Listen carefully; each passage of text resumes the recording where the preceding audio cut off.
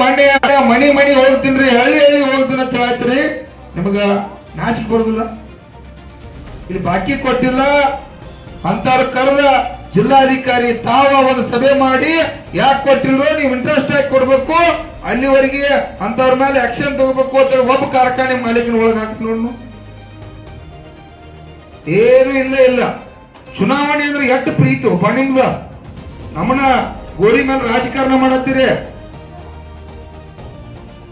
ಮನಿ ಮನಿ ಪ್ರಚಾರಕ್ಕೆ ಬರತ್ತೀರಿ. ಅಲ್ಲಿ 2,60,000 ಮಕ್ಕಳ ಪಾಪ ಇವತ್ತು ಹುದ್ದೆ ತುಂಬಿಕೊಂಡಿಲ್ಲ. ಮಕ್ಕಳ ಬೀದಿ ಒಳಗ ಸಾಲಿ ಕಲಿತು 30-34 ವಯಸ್ಸಾಗಿ ಮಕ್ಕಳ ವಯಸ್ಸೆಲ್ಲ ಹೋತು. ದಿವಸ 4 ಮಂದಿ ಮಕ್ಕಳ ಇವತ್ತ ನೌಕರಿ ಇಲ್ಲಾರ್ಕ ನಮ್ಮ ಮಕ್ಕಳ ಇವತ್ತ ನಮ್ಮ ಅಂತಮ್ರ ಆತ್ಮಹತ್ಯೆ ಮಾಡ್ಕೋತಾವ. ಅವ್ರ 50,000 ಹುದ್ದೆಗಳನ್ನ ಭರ್ತಿ ಮಾಡ್ಕೋತ ಹೇಳಿ ರಾಜ್ಯದ ಮುಖ್ಯಮಂತ್ರಿ ಹೇಳಿ ಇಲ್ಲಿವರೆಗೆ ಕೂಡ ಅವನು ಭರ್ತಿ ಮಾಡ್ಕೊಂಡಿಲ್ಲ. ಅದು ಕೂಡ ಈಗ ನಾವು ಮುತ್ತಪ್ಪ ನಾವ ಹೋರಾಟ ಮಾಡ್ಬೇಕಾಗಿದ್ದೀನಿ ರೈತ ಸಂಘದವ್ರು. ಯಾಕಂದ್ರೆ ನಮ್ಮ ಮಕ್ಕಳು ಹಾಳಾಗತ್ತಾವು. ಸಾಲಿ ಕಲಿಸಿದ್ರು ಲಕ್ಷಾಂತರ ರೂಪಾಯಿ ಖರ್ಚು ಮಾಡಿ, ಸಾಲ ತೆಗೆದು ಕಲಿಸಿದ್ರು, ಮಕ್ಕಳು ಮದುವೆ ಮಾಡ್ಬೇಕಾಗಿತ್ತಿ, ನೌಕರಿ ಹಚ್ಚಬೇಕಾಗಿತ್ತಿ. ಇನ್ನು ಧಾರವಾಡದಾಗ ಅದು ಒಂದು ಕೂಡ ಸುಮಾರು ಒಂದು 4-5 ಲಕ್ಷ ಮಂದಿ ಕೂಡಿ ಏನ್ ಯುವಕರ ಮತ್ತು ಅವ್ರ ತಾಯಿ ತಂದಿ ನಾವೆಲ್ಲ ರೈತ ಸಂಘ ಸೇರಿ ಲಕ್ಷಾಂತರ ಜನ ನಮ್ಮ ಶಶಿಕಾಂತ್ ಗುರೂಜಿ ಅವರ ಎಲ್ಲಾ ನಾಡಿನ ಎಲ್ಲಾ ಪರಮ ಪೂಜ್ಯರನ್ನು ಕೂಡ ಕರಿಬೇಕಾಗಿತ್ತು. ಯಾಕಂದ್ರೆ ಇವತ್ತ ಯುವಕರು ಉಳಿದ್ರೆ ನಾಳೆ ನಮ್ಮ ಭವಿಷ್ಯ, ಈ ಮಕ್ಕಳ ಭವಿಷ್ಯ ಉಳಿಲಿಕ್ಕೆ ಸಾಧ್ಯ. ನಾಳೆ ಯುವಕರು ಆತ್ಮಹತ್ಯೆ ಮಾಡ್ಕೋತಾರಂದ್ರ ಈ ರಾಜ್ಯದ ಮುಖ್ಯಮಂತ್ರಿ ಏನೋ ದನ ಕಾಯತನು? ಈ 220 ಮಂದಿ ಶಾಸಕರೇನು ದನ ಕಾಯ ಕಚ್ಕೊಟ್ಟದು? ನಾವಿನ್ನು ದನ ಕಾದ 2,40,000 ಹುದ್ದೆಗಳು ಖಾಲಿ ಇದಾವ. ಶಿಕ್ಷಕರ ಹುದ್ದೆನ 80,000 ಖಾಲಿ ಇದಾವ. ಮಕ್ಕಳಿಗೆ ಶಿಕ್ಷಣ ಇಲ್ಲ ನಮ್ಮಲ್ಲಿ. ಈಗ ಹಳ್ಳಿ ಒಳಗ ಮಾಸ್ತರ್ಗಳಿಲ್ಲ, ಅಲ್ಲೂ ಕೂಡ ಭರ್ತಿ ಮಾಡ್ಕೋತಾ ಇಲ್ಲ. ಇವೆಲ್ಲ ರೀತಿಯಿಂದ ನಿರಂತರವಾಗಿ ಈ ನಾಡಿನ ರೈತರಿಗೆ, ಬಡವರಿಗೆ ಕಷ್ಟವನ್ನ ಈ ರಾಜ್ಯ ಸರ್ಕಾರ, ಕೇಂದ್ರ ಸರ್ಕಾರ 79 ವರ್ಷಗಳಿಂದ ನಿರಂತರವಾಗಿ ಇಲ್ಲಿವರೆಗೆ ಕೂಡ ಮೋಸ ಮಾಡತ್ತಾರೋ. ಇನ್ನ 79 ವರ್ಷ ಆದ್ರೂ ನಮಗೆ ಇವರು ಬೆಲೆ ಕೊಡುವ ವಿಚಾರದಾಗಿಲ್ಲ. ಸ್ವಾಮಿನಾಥನ್ ವರದಿ ತರ್ತು ಅಂತೇಳಿ ಏನು ಬರಲಿಲ್ಲ. ಈ ದೇಶದ ಪ್ರಧಾನಮಂತ್ರಿ ಸುಳ್ಳು ಹೇಳಿ ಈಗ 11 ವರ್ಷ ಆಯ್ತು. ಅದಕ್ಕೆ ಸುಳ್ಳು ಹೇಳಿ ಅವ್ರ 50 ವರ್ಷ ಸರ್ಕಾರ ನಡೆಸಿದ್ರು. ಇವರು ಈಗ 11 ವರ್ಷ ಆಯ್ತು. ಇವರು ಹಿಂಗ ಮುಂದೆ ನಡೆಸ್ಕೊತ ಹೊಂಟ್ರು. ಸ್ವಾಮಿನಾಥನ್ ವರದಿ ಜಾರಿಗೆ ಬಂತಪ್ಪ ಅಂದ್ರೆ ನಮ್ಮ ಕಬ್ಬಿಗೆ 9,500 ರೂಪಾಯಿ ಬಿಲ್ ಆಕೈತಿ. ಭತ್ತ, ರಾಗಿ, ಜೋಳ, ತೊಗರಿ ಎಲ್ಲದಕ್ಕೂ 4 ಪಟ್ಟು ರೇಟ್ ಆಗ್ತಾವ. ಏನ್ ಮಾಡುದು? ಯಾರಿಗೆ ಹೇಳೋದು? ಇದನ್ನ ನಾವ್ ಮಾತಾಡ್ಕೋದು, ನಾವ್ ಹೋರಾಟ ಮಾಡುವಂತ ಪರಿಸ್ಥಿತಿ ಆಗೈತಿ. ಅದಕ್ಕಾಗಿ ತಕ್ಷಣ ರಾಜ್ಯದ ಮುಖ್ಯಮಂತ್ರಿ ಅವರು ಬಾಗಲಕೋಟೆ ಒಳಗೆ ಬಂದ್ರೆ, ಬಾಗಲಕೋಟೆ ಒಳಗ ತಾವೇರೆ ಚುನಾವಣೆ ನಡೆಸಬೇಕು ಅನ್ನುವಂತ ವಿಚಾರ ತಮ್ಮಲ್ಲಿದ್ರ. ಚುನಾವಣೆ ಅನ್ನುವಂತ ಒಂದು ಏನ ಅಂಬೇಡ್ಕರ್ ಅವರ, ಗಾಂಧೀಜಿ ಅವರು ಏನೋ ತಾವ ಒಂದು ಸಂವಿಧಾನ ಮಾಡಿ ನಿಮಗೊಂದು ಚುನಾವಣೆಯನ್ನು ಕೊಟ್ಟಿರೋ ಹಕ್ಕನ್ನ ನೀವು ನಡೆಸಬೇಕನ್ನುವಂತ ಒಂದು ಪ್ರಜಾಪ್ರಭುತ್ವ ಉಳಿಸಬೇಕನ್ನುವಂತ ಪ್ರೀತಿ ಇತ್ತಂದ್ರ ತಕ್ಷಣ ಕಬ್ಬಿನ ಬಾಕಿ ಕೊಟ್ಟು ಚುನಾವಣೆ ಮಾಡ್ಬೇಕಂತೇಳಿ ಇವತ್ತು ರಾಜ್ಯದ ಮುಖ್ಯಮಂತ್ರಿಗೆ ಒತ್ತಾಯ ಮಾಡ್ತಾ ಇದ್ದೀವಿ. ಅವರು ನಾವು ಕೂಡ ಚಳವಳಿ ಇವತ್ತು ಪ್ರಾರಂಭ ಆಗೈತಿ. ನಾಯಂತ್ರ ಇವತ್ತು ಬಿಜಾಪುರ ಇರ್ಲಿ, ಬೆಳಗಾವಿ ಇರ್ಲಿ, ಈ ನಮ್ಮ ಬಾಗಲಕೋಟೆ ಜಿಲ್ಲೆ ಇರ್ಲಿ, ನಾಯಂತ್ರ ಕೂಡ ಎಲ್ಲಾ ರೈತ ಬಂಧುಗಳು ತಾವೆಲ್ಲ ಕೂಡ ಪಕ್ಷಾತೀತವಾಗಿ ಭಾಗವಹಿಸ್ರಿ. ನೀವು ಭಾಗವಹಿಸಿರಪ್ಪ ಅಂದ್ರೆ ನಮ್ಮ ಹೋರಾಟಗಾರರಿಗೆ ಹೆಚ್ಚಿನ ಶಕ್ತಿ ಬರ್ತದೆ. ಬರೀ ನೀವು ಯಾರು ಕೆಟ್ಟ ಆಗ್ಬೇಡ್ರಿ. ಇದು ನಾವು ಮುತ್ತಪ್ಪನ, ನಾವು ಮೇಟಿ, ನಾವೆಲ್ಲ ಹಲವಾರು ಲೀಡರ್ಗಳೆಲ್ಲ ಕೆಟ್ಟ ಆಗಾಕ ಬೇಯಾಕ ನಮಗಂತೂ ಲಗಾಮ ಇಲ್ಲ. ಯಾಕ್ರಿ ಹಿರಿಯರ ಅನಿವಾರ್ಯ ಐತಿ. ನಮ್ದ ಮಲ್ಲಪ್ಪನ ಹಿಡ್ಕೊಂಡ್ ನಮ್ದ ಟೀಮ್ ಏನೈತಿ, ನಾವ್ ನಿತ್ತ ಅದು ನಾವು ನಿರಾಣಿನೂ ಬೇಯ್ತು, ಮತ್ತೊಬ್ಬನು ಬೇಯ್ತು, ಬಾಕಿ ಕೊಡ ಮಟ್ಟ ಯಾವನು ಬಿಡಾವಲ್ಲ. ನಾವು ಕೊಡ್ಲೇಬೇಕು. ಅವ್ರ ಮನೆದೇವ್ರು ಕೊಡ್ಬೇಕು. ನಮ್ಮ ಕಬ್ಬು ನಮ್ಮದು ಹೋಗೈತಿ, ಹಾಳು ನಾವು ಆಗತ್ತು, ಕೊಡ್ಲೇಬೇಕಾಗಿತ್ತಿ. ನೀವು ಬಂದರೆ ಬರ್ರಿ, ರೈತರೆಲ್ಲ ಮನ್ಯಾಗ ಕೂಡ್ಬೇಡ್ರಿ. ಇಲ್ಲಿ ಒಂದು 10,000 ಜನ ಕೂಡ್ರಿ. ನಾಳೆ ಸಿದ್ದರಾಮಯ್ಯನ ಇಲ್ಲೇ ಮಾತಾಡ್ತಾನೆ. ಕೂಡ್ಬೇಕು.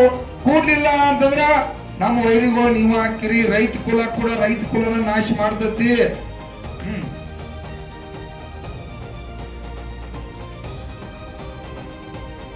ಹೋರಾಟ ಮತ್ತು ಕೂಡ ನಾಳೆ ಇವತ್ತು ಪ್ರಾರಂಭ ಆಗೈತಿ. ಏನಾರ ನಾಳೆ ಸರಿಯಾಗಿ ಬಂದ ಸರ್ಕಾರ ಸ್ಪಂದನೆ ಮಾಡದೇ ಇದ್ರ ಹೋರಾಟ ರೂಪರೇಷೆಗಳನ್ನ ಇಲ್ಲಿರ್ತಕ್ಕಂಥ ಎಲ್ಲ ನಾಯಕರ ತೀರ್ಮಾನ ತಗೋತಾರ.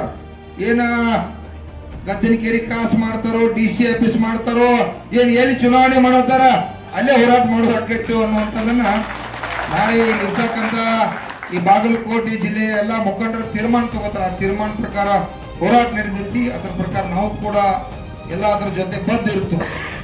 ನಾವು ಮಾತ್ರ ಹೋರಾಟಿಗ ಇಲ್ಲಿ ಪ್ರಾರಂಭ ಮಾಡೈತೆ ಅಂತ ಇದೇನು ಸಡ್ಲು ಬಿಡೋರಲ್ಲ. ಈ ಚುನಾವಣೆ ಒಳಗಾಗಿ ₹1 ಬಾಕಿ ಇಲ್ದಂಗೆ ನಡ್ಕೊಲೇಬೇಕು ನಾವು. ಮತ್ತೆ ಚುನಾವಣೆ ಮಾಡಿ ಹೋದ್ರೆ ಬಾಕಿ ಏನು ಕೊಡುದ್ರು ಅನ್ಸುತ್ತೀವಿ. ಅಲ್ಲಿ ಹೋಗಿದಾರೆ, ಬಹುಶಃ ನಿರಾಣಿನೂ ಚುನಾವಣೆಗೆ ಹೋಗಿದಾರು. ನಮ್ಮ ಜಿಲ್ಲಾ ಉಸ್ತುವಾರಿ ಸತೀಶ್ ಜಾರಕಿಹೊಳಿ ಸಾಹೇಬು ಅವರು ಅಲ್ಲೇ ಅವ್ರದೇ ಉಸ್ತುವಾರಿ ಐತಿ ಕಾಣ್ತದೆ. ಎಲ್ಲರೂ ಅಲ್ಲಿ ಅದಾರ ನೋಡ್ರಿ. ಬರೇ ತಮ್ಮ ಒಂದೊಂದು ಚುನಾವಣೆ ಶಾಸಕನ ಆರಿಸ್ತರೋದಕ್ಕಾಗಿ ಎಷ್ಟು ಪ್ರಯತ್ನ ಇರೋದ. ರೈತರು ಸಾಯತ್ತಾರ 4 ನಿಮಿಷಕ್ಕೊಮ್ಮೆ. ಈ ದೇಶದಾಗ 4 ನಿಮಿಷಕ್ಕೊಬ್ಬ ರೈತ ಆತ್ಮಹತ್ಯೆ ಮಾಡ್ಕೋತಾನೆ ಈ ದೇಶದಾಗ. ಇದ್ರ ಸಂಬಂಧ ಒಬ್ಬರೇ ತಲೆ ಕೆಡಿಸ್ಕೋತಾನು. ಓಟಿನ ಸಂಬಂಧ ಮನಿ ಪಾದ ಪೂಜೆ ಮಾಡತ್ತೀರಿ ಇವತ್ತು ಹೋಗಿ. ನಾವು ಕೂಡ ಶಾನೆ ಆಗ್ಬೇಕಾಗೈತೆ. ಈ ₹1000 ಕ್ವಾರ್ಟರ್ ಕೋಳಿ ತಗೊಂಬರೋರ್ನ ಮೊನ್ನೆ ಶಶಿಕಾಂತ್ ಗುರುಗಳು ಹೇಳ್ಯಾರ, ಕೋಟಿ ಕೊಲ್ಲಾಪುರ ಚಪ್ಪಲ್ ಹಾಕಂತೇಳಿ. ಯಾಕೆ ಹೇಳ್ರಿ? ಈ ಭ್ರಷ್ಟಾಚಾರಕ್ಕೆ ಓಟ್ ಹಾಕಿ ಇವತ್ತೇನಾಗೈತಿ, ಇಲ್ಲಿ ಬೀದಿ ಒಳಗೆ ನಾವು ಕೊಂಡ್ತಕ್ಕಂಥದ್ದಾಗತ್ತೆ. ನಮ್ಮವ್ರ ನಾವು ಬಹುಸಂಖ್ಯಾತರದು ದೇಶದಾಗ, ಜನಸಂಖ್ಯೆ ಒಳಗ, ಮತದಾನ ಒಳಗ, ಭೂಮಿ ಒಳಗ ನಮ್ಮವ್ರು ಒಬ್ಬರೇ ದರ್ಶನ ಪಾಪ ಹೋಗಿ ಮಾತಾಡ್ರೆ ಅಲ್ಲಿ ಚರ್ಚೆಗೆ ಬರ್ಬೋದು. ಸೊ ಮಾತಾಡ್ತಾನೋ ಆಯ್ತಪ್ಪ, ಮಾತು ಮುಗಿತೀನಿ ಗಪ್ ಕೊಂಡಂತೇಳಿ ಮತ ಬಂದ್ ಯಾವ್ದು ಬೇರೆ ಮಾತಾಡಿ ಹೋಗಿ ಬಿಡ್ತಾನ. ನಮ್ಮವ್ರ ಒಂದ್ 200 ಜನ 100 ಜನ ಇತ್ತಪ್ಪ ಅಂದ್ರ ನಡೀತಿತ್ತು ಹೊರಗೆ ಆಟ. ಅದನ್ನು ಮಾಡೋರಲ್ಲ ನೀವು. ಅದಕ್ಕಾಗಿ ದಯವಿಟ್ಟು ನಾವು ಜಾಗೃತ ಆಗ್ಬೇಕು, ಎಚ್ಚೆತ್ತುಕೊಳ್ಬೇಕು. ಇದು ಕಬ್ಬು ನಮ್ಮದ, ಕರೆಂಟ್ ನಮ್ಮದ, ಕೃಷ್ಣಾ ನದಿ ನಮ್ಮದ, ಪರಿಹಾರ ನಮ್ಮದ, ಬಾಕಿ ನಮ್ಮದ. ಬಾಕಿ ಯಾರ್ಯಾರಿಗೆ ಬಂದಿಲ್ಲ ಮನೆಯಾಗಿನವ್ರಿಗೆಲ್ಲ ಕೂಡ ಈ ಚಿಂತನೆ ಬೇಕು. ರೈತ ಸಂಘದವ್ರ ಮಕ್ಕಳ ಕಾಯಂ ಹೋರಾಟ ಮಾಡತ್ತಾರ. ಅವ್ರ ತಗದ್ ಏನೈತೆ ಅಂತೇಳಿ ಕೆಲವು ಮಂದಿ ಕೂಡ ಮಾತಾಡ್ತಾರ. ಹೌದಲ್ವಾ? ಯಾಕ್ರಿ ಮುತ್ತಪ್ಪನ ಸಹಜ ಗುತ್ತಿಗೆ ಹಿಡಿದಾರ ಅವ್ರ ಮಕ್ಕಳು. ಅವ್ರಿಗೇನು ಅವ್ರಿಗೆ ಬೇಯವ್ರ ಅದು ಆಗುದ ಹೆಂಗಿರೋರು ಹಿಡ್ತಾರತ್ತಾರ. ಬಿಡಿರೋದ್ನೆಲ್ಲ ನೀವೆಲ್ಲ ಕಲ್ಯಾಣ ಆಗಲಿ, ನೀವೆಲ್ಲ ಉದ್ಧಾರ ಆಗಲಿ ಅಂತೇಳಿ ನಮ್ಮೆಲ್ಲ ಹೋರಾಟಗಾರರ ಕುಟುಂಬಗಳ ಸಾಕಷ್ಟು ಬೀದಿಗೆ ಬಂದಾವ ಇವತ್ತ.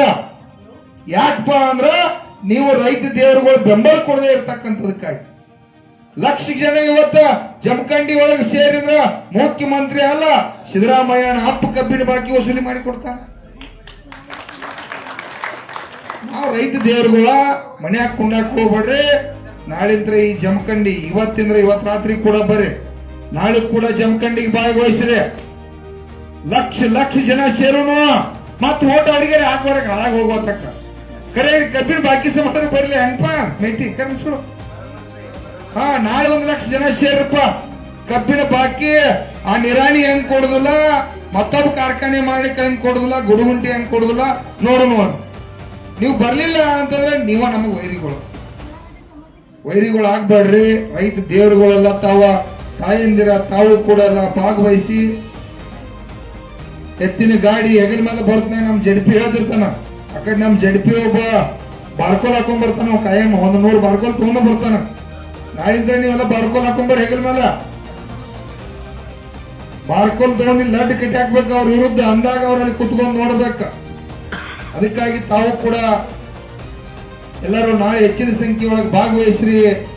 ಈ ಬಾಕಿ ಅನ್ನುವಂಥದನ್ನ ವಸೂಲಿ ಮಾಡ್ಲೇಬೇಕು. ಯಾಕಂದ್ರೆ ಚರ್ಮ ಅವ್ರದ್ದು ಪೂರ ದಿಪ್ಪದ್ದಿ, ಚರ್ಮಕ್ಕೆ ಹೊಳ್ಳೆ ಬಡದು ಅಪಮಾನ ಮಾಡಿ ರೊಕ್ಕ ಇಸ್ಕೊಂಡು ಬಂದಿರತಕ್ಕಂಥದ್ದು ಐತಿ. ಅದಕ್ಕೆ ಈ ಬಾಕಿಯನ್ನು ವಸೂಲಿ ಮಾಡ್ಲಿಕ್ಕೆ ನೀವು ಕೂಡ ಒಕ್ಕಟ್ಟಾಗಿ ಹೋರಾಟ ಮಾಡಿ ಇದನ್ನ ಒಂದು ಯಶಸ್ವಿಯಾಗಿ ಒಯ್ಯನು. ನಮಗೂ ಕೂಡ ಇಲ್ಲಿ ಮಾತಾಡ್ಲಿಕ್ಕೆ ಅವಕಾಶ ಕೊಟ್ಟದಕ್ಕಾಗಿ ತಮ್ಗೆಲ್ಲರಿಗೂ ಕೂಡ ಧನ್ಯವಾದ ಹೇಳ್ತಾ ನಾನು ಮಾತು ಮುಗಿಸ್ತೀನಿ. ನಮಸ್ಕಾರ.